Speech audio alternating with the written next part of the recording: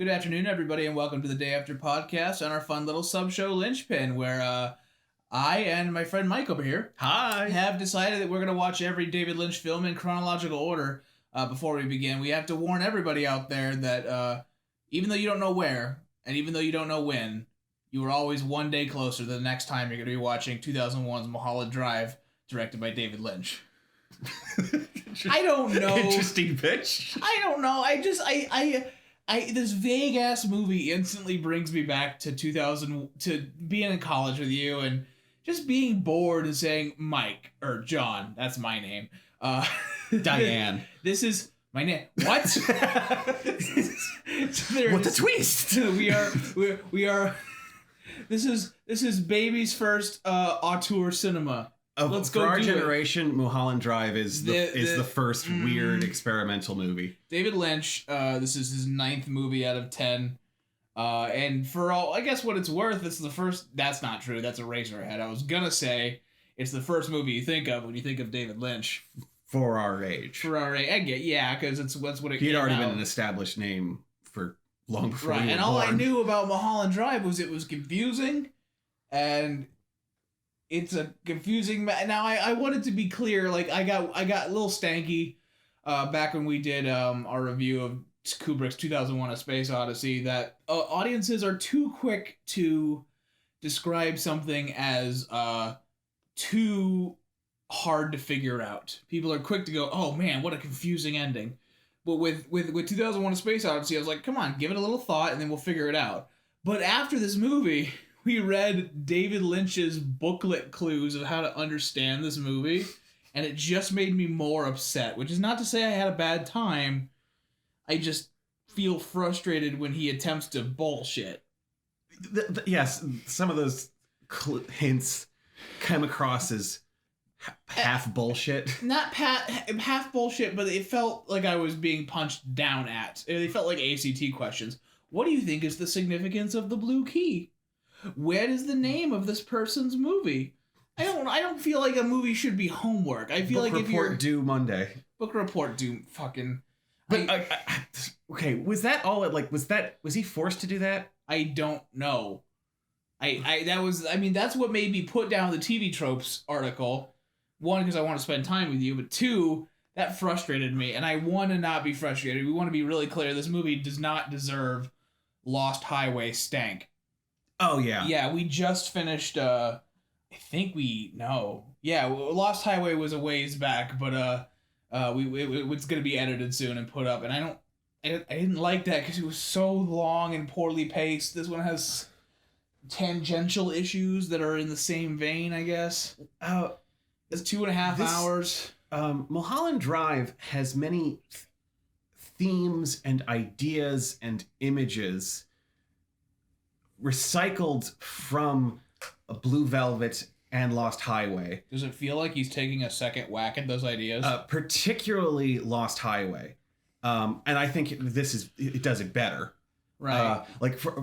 Let me explain what I mean by the exploration of the drama of innocence meeting nightmare reality, cynicism, and yeah, that's in this is in Mulholland Drive. It's done in a different way. I'm not sure if it's necessarily better, but I kind of care more about the fake reality, the fake suburban innocence in this movie. And you kept saying, yeah, because you kept saying the fake suburban innocence in Blue Velvet and in Lost Highway. By the way, the podcast has a huge playlist. Please go visit those, because I have no idea what the fuck I'm talking about.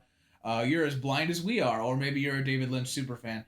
This felt like it was better, because I feel like David likes that idea, but doesn't know where to go with it. You said something that almost ruined the movie for me right away, is that we meet this Betty character, played by was it Naomi Watts? Yes. Maybe we should just call her Naomi Watts, because she has like 3 names. Everyone has 3 names in this movie. Main blonde character Naomi Watts is the shucks darn small town character who won a contest and is now in Los Angeles to make it as a professional actress. And Mike turns to me and he's basically like, this feels like it's not a satire. Who is this aimed at? Who is this for? Are you inventing this archetype of a person just so you can punch down at them? Well, with that said, and it still grates me because it's this weird this parody of the 1950s that no one is defending, so I don't know who's parodying. But with that said, in the movie itself, I could argue that the motivation for that character is Naomi Watts's fantasy of herself, who she wants to be. She hates who she is. So she's reinvented a fantasy self. I have to be careful when people provide interpretations like that, because it's cool and interesting and a worthwhile discussion. Then you have to watch. I wasn't even going to be that sarcastic. I was going to say it's fun and interesting and a worthwhile pursuit to provide interpretations of a movie. What is not acceptable in my mind is providing an interpretation that you feel like the movie neglected to hint at. No, it does. As I know it does here, but you have to be really careful about that, saying things like, oh, wouldn't it be cool if he actually meant for this to be a metaphor on, I don't know, gender identity? That was plucked out of nowhere. Well, and here's the part about identity. Here's where I think this movie improves on Lost Highway. Let's be sweet and not stanky for a second. Where this movie is constantly showing this weird plot that's where characters names Betty, Diane, Camille are constantly shifting identities, and people forget who they are, hate who they are, constantly playing roles, want to be this putting on masks all the time, playing roles, being put into deliberately fabricated situations. Yeah. So, and they don't want to be who they are.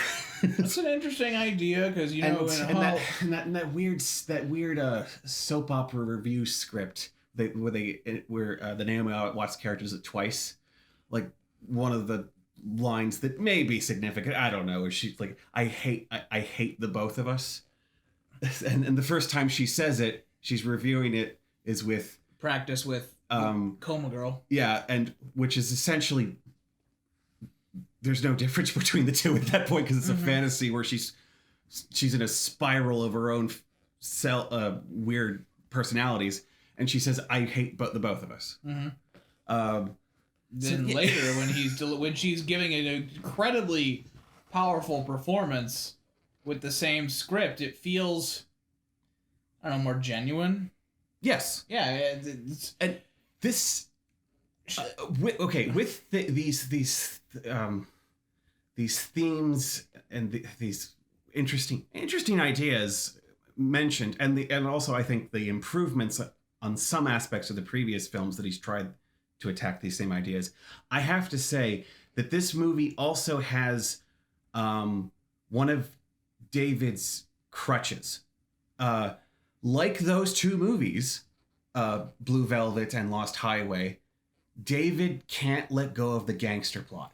It feels like he needs it, but this movie wants to be this weird dreamlike exploration of movie making and acting and artificial reality and questions about truth, reality, illusion, fantasy. It wants to be like a weird Lynchian 8.5. But wow, that was a deep reference. It feels like there are references. I've never. You're the first person in my life to reference the movie 8.5. Oh, okay, there you go. You watch better movies. This movie, it feels like David Lynch is a huge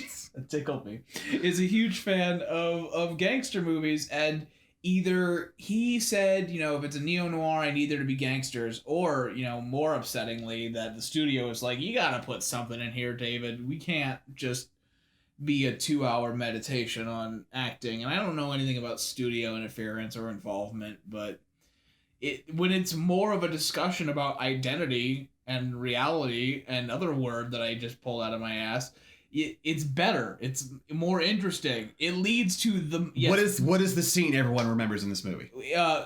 In order to go find themselves and reach the end of the plot, they stop by this performative off Broadway production where the gag is they are upfront immediately about the fact that no hay banda, there is no band.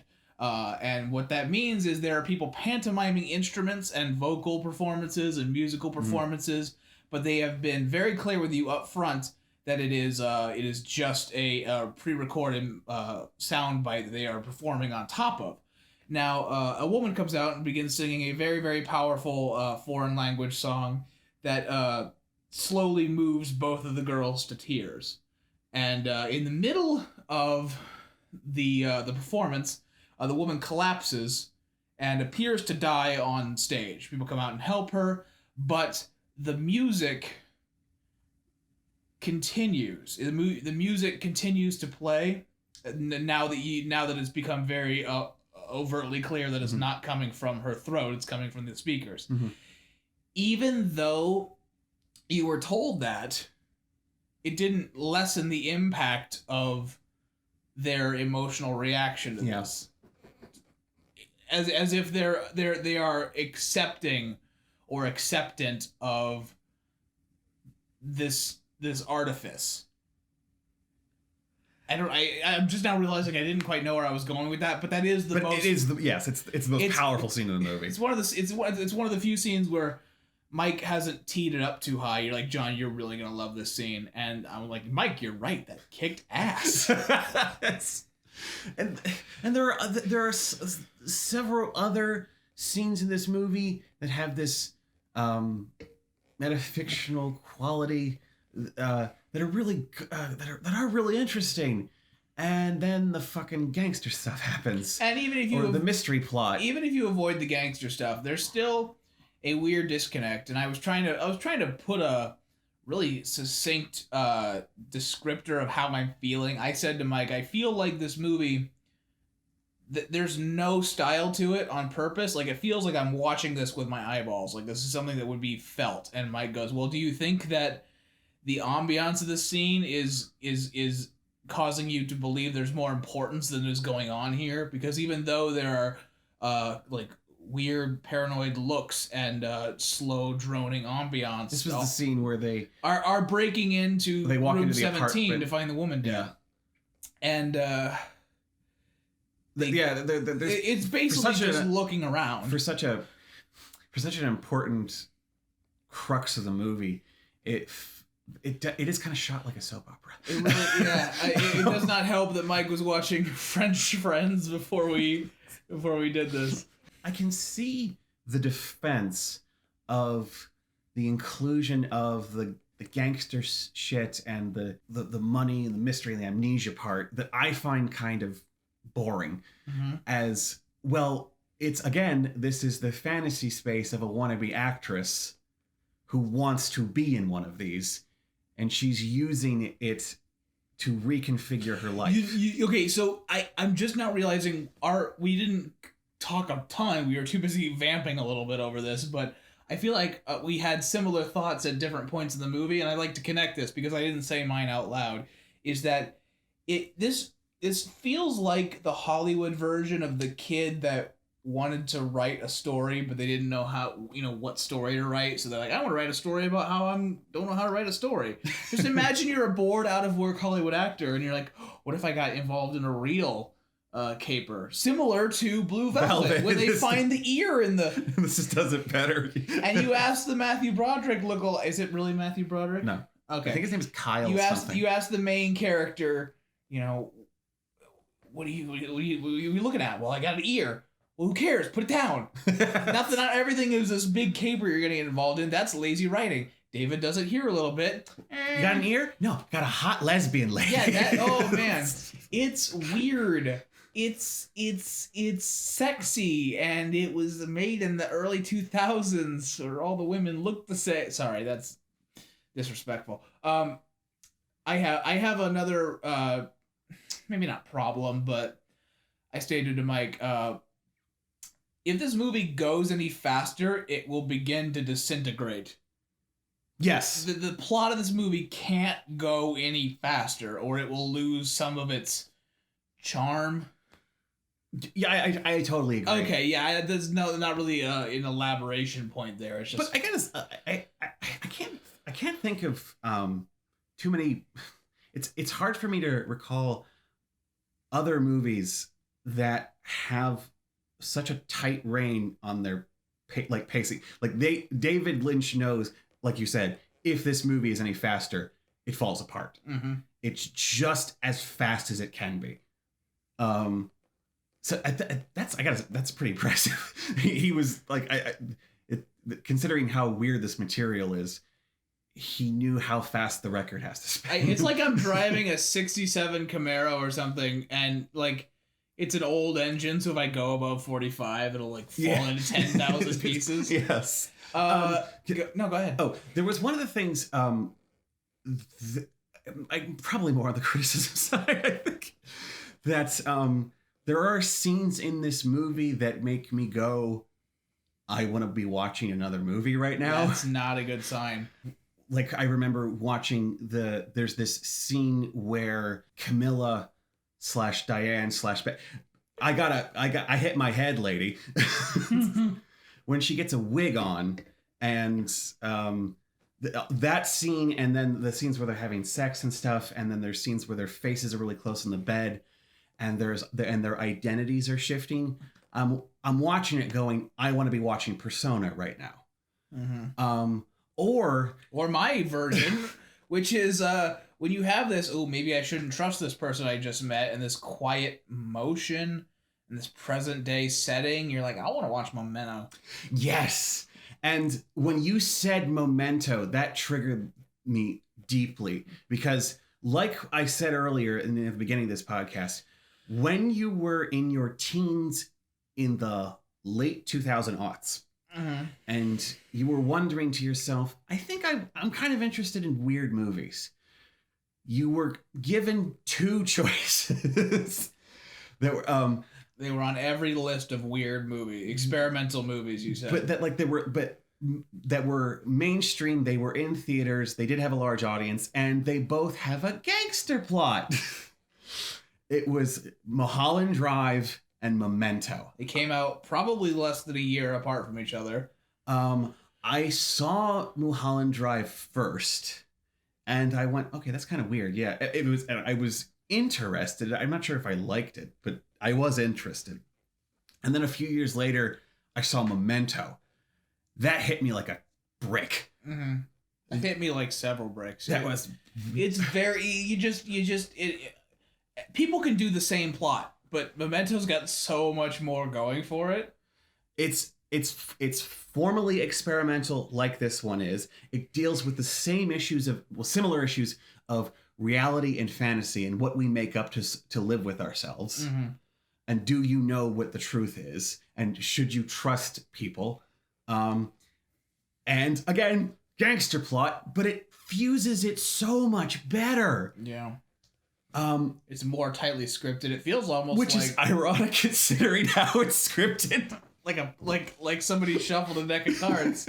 I'm ready to be done here, but I would like you to go first if you have other gripes or compliments you'd like to make regarding the nice movie we brought over. I don't know, man. Let me. I'll just go. I think that was my final thought. Okay, good. My worry is you guys are, you're gonna leave these 9 episodes going, how does John feel about David Lynch? Give me an answer, and I don't have one for you, because every time he does a good thing, he does a bad thing, and the bad thing that I'm thinking about right now is he's not a good use of time. And I don't mean it's a waste of time watching his movies. I mean, he's a C+ student in terms of using time effectively. And I feel, maybe I only really felt it in Lost Highway, where it drags. And maybe in Wild Heart, where it drags a little bit too. Let's not forget Dune. I fell asleep. I got some good shut-eye in Dune. And I worry because we'd like to join you in 1 week when we tackle the final David Lynch film, 2006's Inland Empire, which I should not have looked at because I found out it is a 3-hour movie. And David has not... Or as John might say, it's an hour and another hour and another hour. And he worries me. Stop for breaks, David. Go read the weather report.